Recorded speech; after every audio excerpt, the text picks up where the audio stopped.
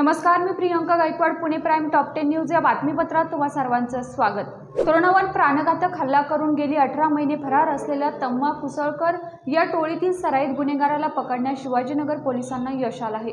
त्याच्या घरावर छापा घालत आरोपीच्या मुसक्या आवळण्यात आल्या असून धनंजय गावडे असं अटक करण्यात आलेल्या गुन्हेगाराचं नाव आहे. स्वातंत्र्य दिनाच्या पार्श्वभूमीवर हर घर तिरंगा उपक्रमांतर्गत खडकवासला पाटबंधारे विभागाच्या वतीने धरणाच्या सांडव्यावर तिरंगाच्या रंगातील नेत्रदीप असे विद्युत रोषणाई करण्यात आली आहे.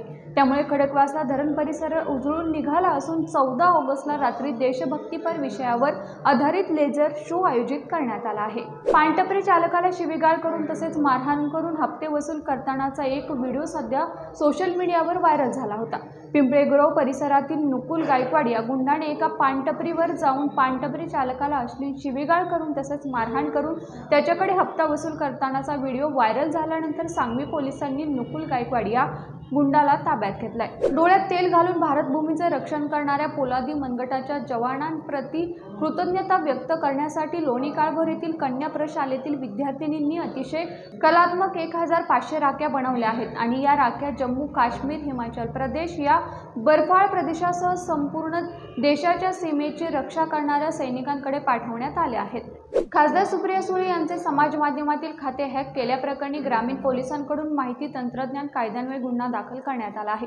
या प्रकरणाचा तपास पुणे ग्रामीण पोलिसांच्या सायबर गुन्हे शाखेकडे सोपवण्यात आला असून यवत पोलीस ठाण्यात गुन्हा दाखल करण्यात आलाय.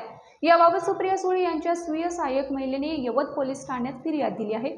सुप्रिया सुळे यांचे समाज माध्यमातील खाते पूर्ववत झाले असून हॅकरने सुप्रिया सुळे यांच्यासह आणखीन कोणाचे खाते हॅक केले आहे का या दृष्टीने पोलीस तपास करत आहेत. लोणीकंद आणि कोंढवा पोलीस ठाण्याच्या हद्दीत घरफोडी करून पसार असलेल्या अल्पवयीन मुलाला गुन्हे शाखा युनिट 6च्या पोलिसांनी ताब्यात घेतलंय. 13 ऑगस्टला दुपारी लोणी काळभोर येथील MIT कॉलेजच्या समोर असलेल्या ब्रिज खालून या अल्पवयीन मुलाला ताब्यात घेण्यात आले.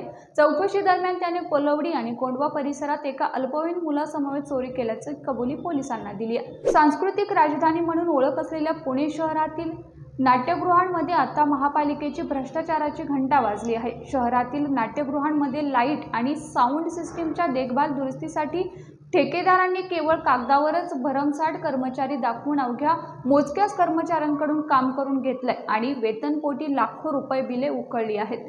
धक्कादायक बाब म्हणजे ज्या ठेकेदाराने हे काम देण्यात आले होते त्यांनी महापालिकेकडे नोंदणी केलेली नाट्यगृहातील कर्मचारी, रिक्षाचालक, मजूर तसेच इतर कामगार असून त्यांना लाईट आणि साऊंड देखभाल दुरुस्तीचे काडीचेही संबंध नसल्याचं समोर आलं आहे.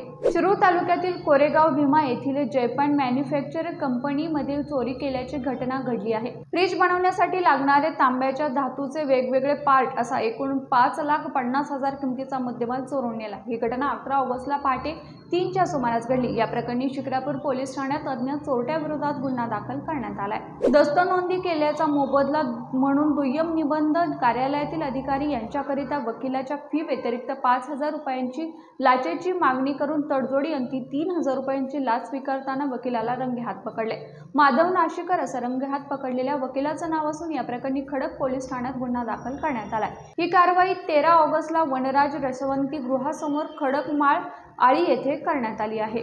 सासरच्या छळाला कंटाळून तरुणाने गळफास घेऊन आत्महत्या केल्याची घटना 14 ऑगस्टला घडली असून तरुणाला आत्महत्येस प्रवृत्त केल्याप्रकरणी पत्नी, सासू, सासऱ्यासह 7 जणांविरोधात बिबेवाडी पोलीस ठाण्यात गुन्हा दाखल करण्यात आलाय. तेजस चाळेकर असं आत्महत्या करण्यात आलेल्या तरुणाचं नाव आहे. पुणे प्राइम टॉप 10 न्यूज या बातमीपत्रात इथेच थांबते. मात्र तुम्ही पाहत राहा पुणे प्राइम न्यूज.